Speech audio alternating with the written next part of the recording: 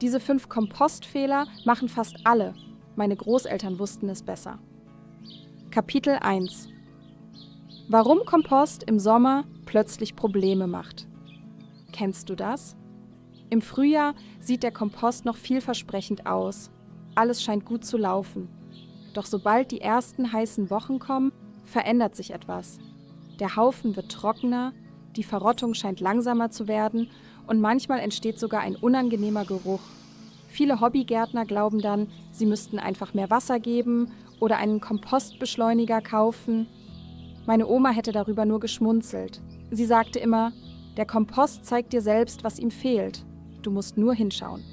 Und tatsächlich entstehen die meisten Probleme nicht im Sommer selbst. Sie beginnen oft schon Wochen vorher. Der häufigste Fehler ist, dass der Kompost wie ein Abfallhaufen behandelt wird. Alles landet einfach darauf. Rasenschnitt, Gemüseabfälle, verwelkte Blumen und manchmal sogar ganze Schubkarren voller Gartenreste auf einmal.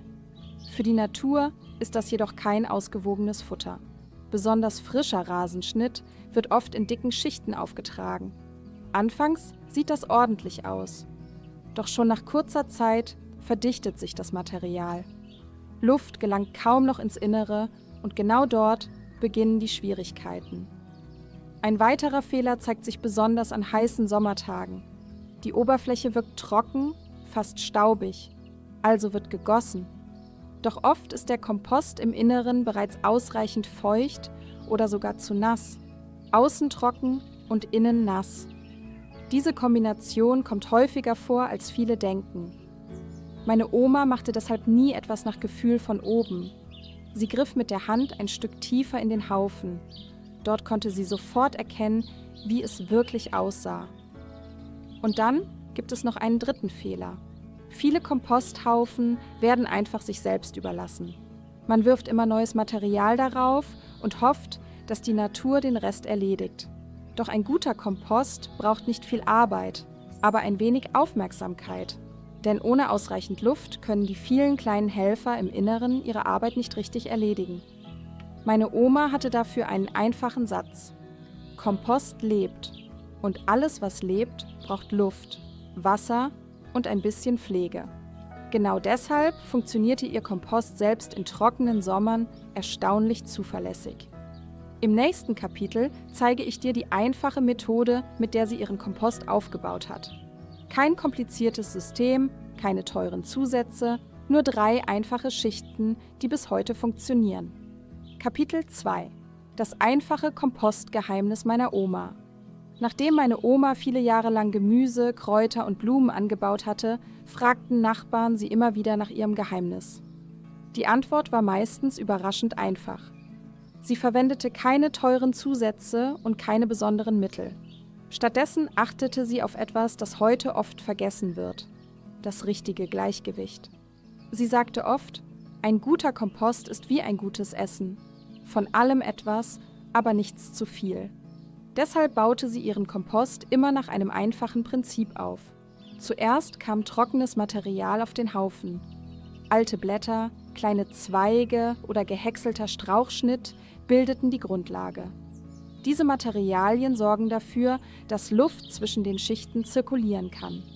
Darauf folgte frisches Material aus Garten und Küche. Rasenschnitt, Gemüseabfälle oder verblühte Pflanzen lieferten die Nährstoffe, die für die Verrottung benötigt werden.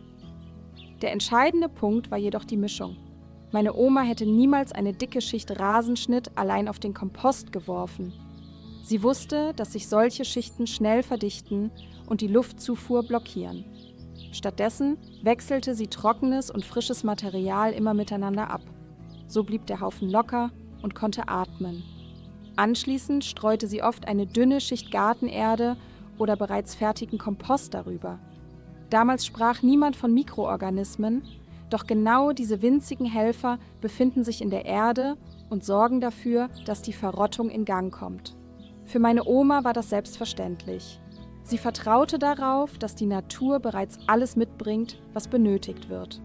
Und genau darin liegt eine wichtige Lektion. Heute suchen viele nach schnellen Lösungen oder speziellen Produkten. Doch oft sind es die einfachen Grundlagen, die über Erfolg oder Misserfolg entscheiden. Wenn das Verhältnis stimmt, beginnt der Kompost fast von selbst zu arbeiten. Doch selbst ein perfekt aufgebauter Kompost kann Probleme bekommen, wenn ihm etwas fehlt, das genauso wichtig ist wie die richtige Mischung. Darum schauen wir uns im nächsten Kapitel an, warum Sauerstoff einer der entscheidenden Faktoren für guten Kompost ist. Und welche einfache Gewohnheit meine Oma deshalb regelmäßig angewendet hat. Kapitel 3: Warum mein Opa den Kompost regelmäßig umgesetzt hat. Viele Menschen glauben, dass ein Komposthaufen nach dem Aufsetzen einfach in Ruhe gelassen werden sollte. Man wirft immer wieder neues Material darauf und wartet darauf, dass die Natur ihre Arbeit erledigt. Ganz so einfach ist es allerdings nicht. Mein Opa sagte oft, wenn der Kompost nicht atmen kann er auch nicht arbeiten. Damals wusste er nichts von Sauerstoffwerten oder biologischen Prozessen. Aber durch Erfahrung hatte er gelernt, dass ein Kompost nur dann gut funktioniert, wenn genügend Luft ins Innere gelangt. Mit der Zeit verdichten sich nämlich die verschiedenen Schichten. Besonders nach Regenfällen oder wenn viel Rasenschnitt auf dem Haufen liegt, werden die Zwischenräume immer kleiner. Die Folge: der Kompost wird träge, die Verrottung verlangsamt sich und manchmal entstehen sogar unangenehme Gerüche. Deshalb kontrollierte mein Opa seinen Kompost regelmäßig, nicht jeden Tag und auch nicht jede Woche.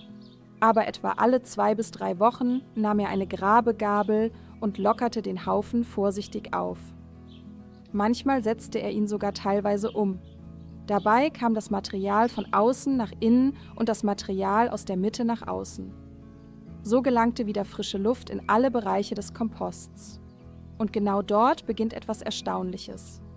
Die Mikroorganismen werden wieder aktiv, die Verrottung beschleunigt sich und der gesamte Haufen entwickelt neue Wärme. Gerade im Sommer kann das einen großen Unterschied machen. Viele Gartenfreunde wundern sich, warum ihr Kompost wochenlang kaum Fortschritte macht. Oft fehlt ihm gar nichts außer etwas Sauerstoff. Meine Großeltern betrachteten den Kompost deshalb wie einen lebendigen Teil des Gartens. Nicht als Arbeit, sondern als etwas, das gelegentlich Aufmerksamkeit braucht. Schon wenige Minuten alle paar Wochen können ausreichen, damit der Kompost wieder richtig in Gang kommt. Und woran erkennt man eigentlich, dass alles funktioniert? Genau darum geht es im nächsten Kapitel. Dort schauen wir uns die typischen Zeichen an denen meine Großeltern erkannt haben, dass ihr Kompost gesund und aktiv ist. Kapitel 4: So erkennst du, dass dein Kompost gesund ist. Meine Großeltern hatten keine Thermometer im Kompost und auch keine Messgeräte. Trotzdem wussten sie meist schon nach wenigen Sekunden, ob ein Komposthaufen gut arbeitet oder ob etwas nicht stimmt. Der erste Hinweis war der Geruch. Ein gesunder Kompost riecht angenehm nach Erde und Wald. Nicht stark, nicht aufdringlich, sondern natürlich und frisch. Riecht der Haufen dagegen faulig oder unangenehm, ist das oft ein Zeichen dafür, dass zu wenig Luft vorhanden ist oder zu viel feuchtes Material eingebracht wurde.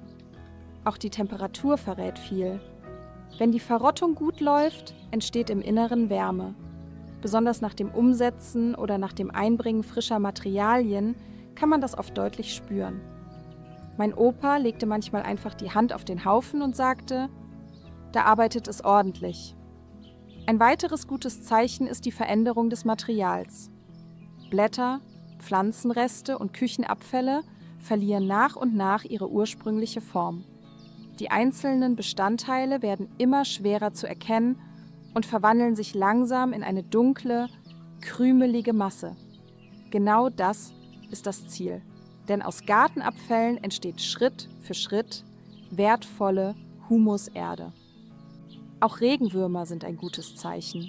Wo sich Regenwürmer wohlfühlen, herrschen meist gute Bedingungen. Sie lockern das Material auf und helfen zusätzlich bei der Umwandlung zu nährstoffreichem Kompost. Meine Großmutter freute sich immer, wenn sie beim Umsetzen viele Regenwürmer entdeckte. Für sie waren sie ein Zeichen dafür, dass die Natur ihre Arbeit macht. Wenn dein Kompost angenehm riecht, langsam dunkler wird, Wärme entwickelt und von Regenwürmern besucht wird, bist du auf dem richtigen Weg. Doch irgendwann kommt der Moment, auf den jeder Gartenfreund wartet. Der Kompost ist fertig. Woran meine Großeltern das erkannt haben und wann der richtige Zeitpunkt zum Verwenden gekommen ist, schauen wir uns im nächsten Kapitel an. Kapitel 5: Wann dein Kompost wirklich fertig ist. Einer der häufigsten Fehler beim Kompostieren passiert ganz am Ende. Viele Gartenfreunde sind ungeduldig und verwenden ihren Kompost zu früh.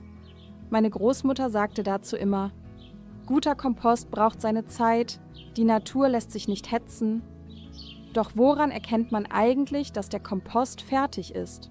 Für meine Großeltern gab es dafür 3 einfache Merkmale. Das erste Merkmal war die Farbe. Fertiger Kompost ist deutlich dunkler als die Materialien, aus denen er entstanden ist. Aus bunten Pflanzenresten wird nach und nach eine gleichmäßige, dunkelbraune Masse. Das zweite Merkmal war die Struktur. Die meisten ursprünglichen Bestandteile sollten kaum noch erkennbar sein. Einzelne kleine Zweige oder Blätter sind völlig normal, aber der Kompost sollte insgesamt krümelig und locker wirken. Das dritte Merkmal war der Geruch, und darauf legte meine Großmutter besonderen Wert. Sie nahm eine Handvoll Kompost auf, roch daran und sagte: Wenn es nach Waldboden riecht, ist er bereit für den Garten. Genau dieser natürliche Erdgeruch zeigt, dass die Verrottung weitgehend abgeschlossen ist. Dann kann der Kompost im Gemüsebeet, unter Obstbäumen, bei Stauden oder in Blumenbeeten verwendet werden. Und genau hier zeigt sich, warum sich die Geduld lohnt. Aus Gartenabfällen, die sonst entsorgt würden, entsteht wertvolle Humuserde, die den Boden verbessert, Wasser speichert und Pflanzen auf natürliche Weise versorgt. Meine Großeltern hätten das vermutlich nie als Nachhaltigkeit bezeichnet. Für sie war es einfach selbstverständlich. Nichts wurde verschwendet. Alles blieb im Kreislauf des Gartens. Und vielleicht ist genau das die wichtigste Lektion, die wir heute noch von ihnen lernen können. Denn ein guter Kompost entsteht nicht durch teure Produkte oder komplizierte Methoden. Er entsteht durch Geduld, Aufmerksamkeit und das Verständnis dafür, wie die Natur arbeitet. Schluss. Vielleicht hast du heute gemerkt, dass viele der alten Gartenregeln auch heute noch erstaunlich gut funktionieren. Meine Großeltern hatten keine modernen Hilfsmittel, aber sie beobachteten ihren Garten genau und vertrauten auf einfache Prinzipien. Und genau deshalb funktionierte ihr Kompost Jahr für Jahr zuverlässig. Vielleicht probierst du einige dieser Tipps in deinem eigenen Garten aus und beobachtest, wie sich dein Kompost entwickelt. Danke, dass du dir Zeit für deinen Garten genommen hast und für Garten Lea. Bis zum nächsten Mal.